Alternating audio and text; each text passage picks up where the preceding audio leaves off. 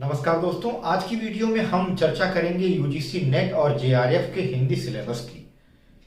यहां मैंने लिखा है इसको समझेंगे और हमारे चैनल के जरिए मैं आपको किस किस समय पर कौन कौन सा चैप्टर, इसमें से कौन कौन सा विषय पढ़ाने वाला हूं, इसकी भी चर्चा मैं आपके सामने करूंगा। देखिए, हिंदी का जो पाठ्यक्रम यूजीसी नेट और जेआरएफ के लिए है, जो कि प्रश्न पत्र 2 में आता है, यह 200 अंकों का है, जिसमें कुल प्रश्न जो पूछे जाते हैं मित्रों, वो आप सभी जानते होंगे, आपने सर्च किया होगा कि टोटल 100 प्रश्न पूछे जाते हैं। एक प्रश्न 2 अंक का होता है। इस तरह से 200 अंकों के प्रश्न इस प्रश्न पत्र से पूछे जाते हैं। आइए हम देख लेते हैं। अब इसमें जो पूरा पाठ्यक्रम है, यह 10 इकाइयों में 10 भागों में विभक्त है। हर एक भाग से 10 प्रश्न पूछे जाएंगे, इस बात का ध्यान रखिएगा। और 10 प्रश्न का, चूंकि एक प्रश्न पर 2 अंक है, इसलिए 10 प्रश्न का कुल अंक मिलाकर के 10 का 2 से गुणा करेंगे तो 20 अंक होता है। यानी कि हर एक प्रश्न 2 अंक का, 10 प्रश्न 20 अंक का। हर एक भाग से 20-20 अंक के प्रश्न पूछे जाएंगे। अब बात यह आती है कि कौन कौन से ऐसे भाग हैं। पढ़ना तो हमें सभी है, हम किसी एक भाग को ऐसा नहीं है कि निगलेक्ट करके चलें या इग्नोर करें। पढ़ना तो सभी है, पढ़ेंगे हम सभी।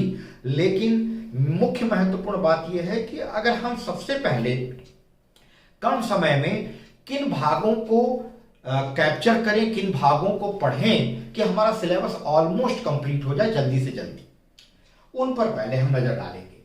अगर गौर करें हिंदी की गद्य विधाओं पर, तो यहां उपन्यास है, हिंदी कहानी है, हिंदी नाटक है, हिंदी का निबंध है, और इसके अलावा इन 4 हिंदी की गद्य विधाओं के अलावा बाकी की सारी विधाएं यह इकाई नंबर 10 में, यानी 10वें पार्ट में पूछी जाती हैं, जो कि 20 अंक की होती हैं। लेकिन ये 4 विधाओं पर अगर गौर करें, हिंदी के उपन्यास, कहानी, नाटक और निबंध पर, तो ये 20-20 अंक के हो जाते हैं मित्रों। 20 दूना 40, 20 तिया 60 और 20 चौक का 80, यानी 80 अंक के प्रश्न हमें ये 4 पार्ट में इकाई, यानी पार्ट 6, पार्ट 7, पार्ट 8, पार्ट 9, ये पार्ट 6 से लेकर के पार्ट 9 तक, यानी इन 4 पार्ट में ही, इन 4 हिस्सों में ही हमारे 80 अंक छिपे हुए हैं। तो ये गद्य विधाएं बहुत कठिन नहीं है, इनमें ऐसा नहीं है कि बहुत कॉम्प्लिकेटेड क्वेश्चन पूछे जाते हैं। हाँ, ये जरूर होता है कि इन विधाओं से संबंधित कुछ उदाहरण बीच के निकाल करके कुछ पात्रों की बात कही जाती है कि यह इस लेखक के किस साहित्य का या किस पुस्तक का या किस कहानी का, किस उपन्यास का पात्र है, इस तरह से पूछा जाता है। तो प्रश्न थोड़े से अंदर से रहते हैं, लेकिन इन पर आसानी से हम इन सिलेबस को पढ़ सकते हैं, जल्दी कवर कर सकते हैं।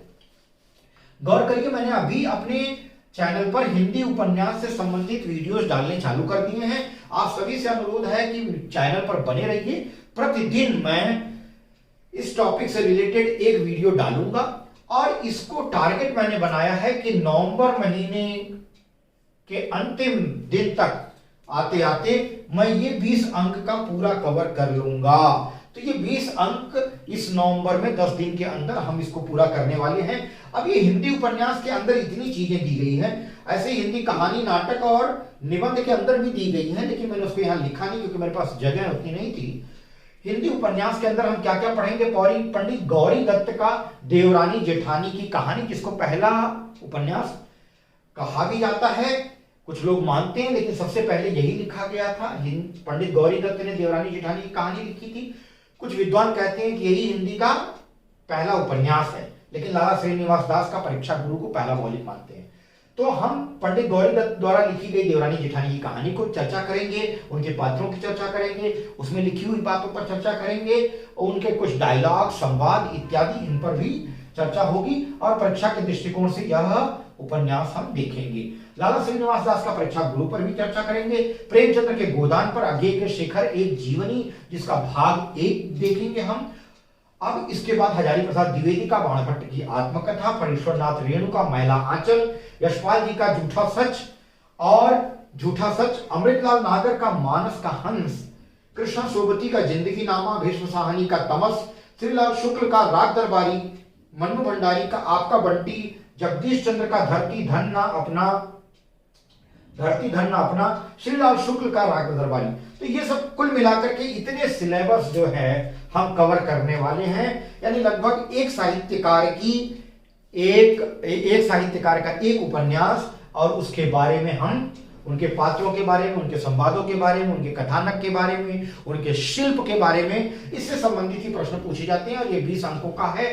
क्योंकि यह एक उपन्यास है, इसमें कोई ना कोई कथानक है, कुछ पात्र हैं, कुछ विषय को लेकर के कथानक लिखे गए हैं, तो जाहिर सी बात है इनको पढ़ना थोड़ा सा रोचक रहेगा, इसलिए मैंने पहले ये विषय उठाया है।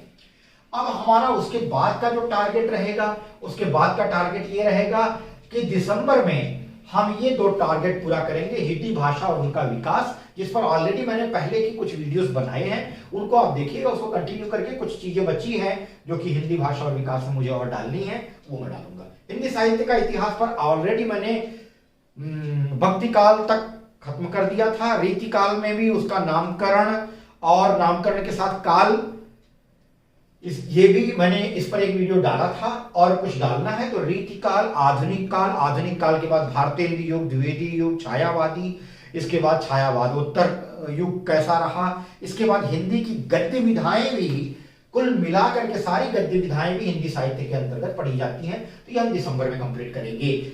जैन में हमारा टारगेट रहेगा साहित्य शास्त्र के साथ, साहित्य शास्त्र में काव्य शास्त्र आता है, काव्य शास्त्र में पाश्चात्य काव्य शास्त्र भी आता है और पाश्चात्य के साथ साथ हमारा भारतीय काव्य शास्त्र भी आता है। तो इसमें ये पढ़ना है हमें, भारतीय और पाश्चात्य दोनों काव्य शास्त्र, थोड़ी थोड़ी बातें। और इसके बाद बहुत सारी चीजें उसके अंतर्गत आती हैं, तमाम सारे सिद्धांत आते हैं, रस सिद्धांत है, चाहे वो अलंकार सिद्धांत है, उस संप्रदायों के बारे में भी पढ़ेंगे।